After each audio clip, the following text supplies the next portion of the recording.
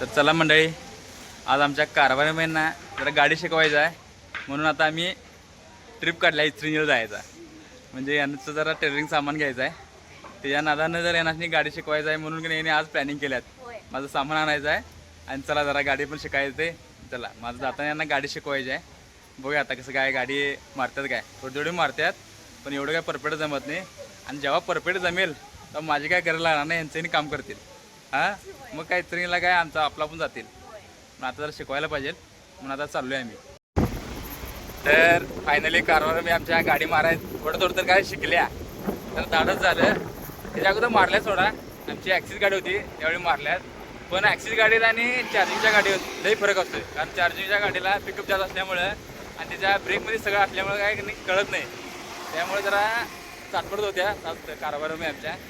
पण आता जरा मारायला लागल्या बघा, आता 20-25 पळवायला आल्यात तरी आहेत जरा. म्हणजे आता कर यांनी गाडी शिकली तर माझं अवघड आहे, कारण बाजारपेक्षा यांनीच करणार आता सगळं. आता इस्त्रीला मला नेतात, पण काही वेळानं शिकल्यानंतर आपला पण जाऊन आणणार आपलं टेलरिंगचं मटेरियलचं साहित्य सगळं. चला बघा आता म्हणजे थोडा हायवेवरच आहे, शिस्तात चालले आम्ही, कारण हायवेवर गाड्या फार काय तिथं जाऊन दे म्हटलं, कारण जरा भीती मोडायला पाहिजे, हायवेला पण जरा शिकवलं पाहिजे. थोडं यांचा जरा व्हिडिओ करूया म्हटलं. रावभाई आमच्या टेलरिंग सामान घ्यायसाठी आलेले आहेत.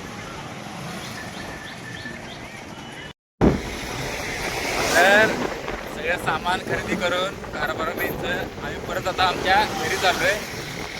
तिथे हडकल्यात बघा, गाडी एकदम मारायला शिकल्यामुळं आज पहिल्यांदाच मारल्यात नाही, रोज जरा जरा मारतात, पण आज जरा परफेक्ट जरा मारायला शिकल्यात. हे बघा आता 20-25च्या स्पीडनं पळवायला आल्यात.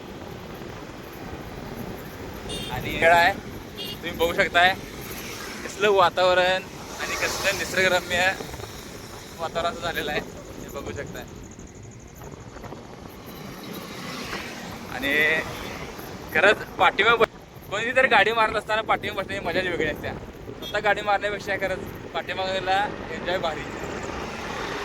आज कधी जर मला आता म्हणजे इथून पुढे तर मला पाठीमाग बसायचा चान्स मिळणार, कारण मलाच गाडी मारून वैताग घ्यायचा. पण आता असं काय तर कारभारी आमच्या गाडी मारा शिकल्यामुळे मला जरा भारी वाटायला लागले खरं. एका दृष्टीनं भारी वाटायले आणि एका दृष्टीनं भीती वाटायला लागल्या, कारण माझी गरजच संपली ना आता गाडी. कारण गरज संपली म्हणजे न सांगतात म्हटलं आणायला जायचं, आपलं रोईंग जायचं आणि माहेरी आणि जायचं. आलोच म्हणणार आणि जाऊन येणार माहेरी. मग कसं वाटाले गाडी, भारी वाटाले. घेतल्या कारभारबाईंसाठीच गाडी, सगळीच घरची कामं होत्यात. किंवा तर अडचणीला म्हणजे गाडी शिकून तयार पाहिजे, कारण आम्ही जाणार 20-25 किलोमीटर, त्यामुळे गाडी एखाद्या वेळेला लागली तर ठेवून जायचं. त्यांनी घरची कामं थोडी फार करतील, एवढंच माझा फार हलका होणार ना. तर मंडळी आम्ही आता घरी आलो आहे. कारभारबाईंना सगळं सामान टेलरिंगचं सगळं घेऊन आम्ही आता हेच घरी पोचलो आहे. आणि कारभारबाई गाडी मारायला आमच्या बऱ्यापैकी शिकल्यात म्हणजे बऱ्यापैकी म्हणजे शिकल्यातच आता जरा, म्हणजे आता हरकल्यात त्याने, कारण आता गाडी घेऊन एकटं जायला बरं पाहिजे, अजून यायला पाहिजे सोडा, अजून थोडं येते. कारण मी पाठीमागे बसल्यावर मारतात गाडी आणि एकटी मार म्हणताना नाही भीती वाटत्या, कारण याला पिकअप जास्त असते ना, त्या इलेक्ट्रॉनिक गाडीला पिकअप जास्त असते आपल्या गाडीपेक्षा. आणि आमची मेट्रो गाडी होती त्यावेळी मारले त्याने, पण त्यावेळी कसं ती ॲक्सिस गाडीचं जरा म्हणजे हे असते, त्याला जरा पिकअप जास्त असल्यामुळं आणि याला जजमेंट लगेच जमत नाही, आणि लगेच गाडी जरा मोठं सोडल्यानंतर लगेच पळते गाडी, त्यामुळे जरा घाबरतात. मग आता जरा शिकल्यात बऱ्यापैकी, आणि रोज जरा ट्रेनिंग दिलं की नाही एकदम परफेक्ट होत्यात. तर चला मंडळी आता मी निवांतवणी घरी जातो, घरात बसतो, जरा काय काय सामान आणले ते पण बघायचं आहे. हे आमच्या मुलांना आम्ही सोडून पण गेलो आणि याने काय पाठीमुला आलं नाही, कारण गाडीला आमच्या अजून गाडीची सुविधा नाही आहे, गाड अजून यायचं आहे, त्याच्यामुळे पाय ठेवायला अजून अवघड होते. त्यामुळे यांना घेऊन गेलो नव्हतो, यांना गाडीत ठेवलेलो.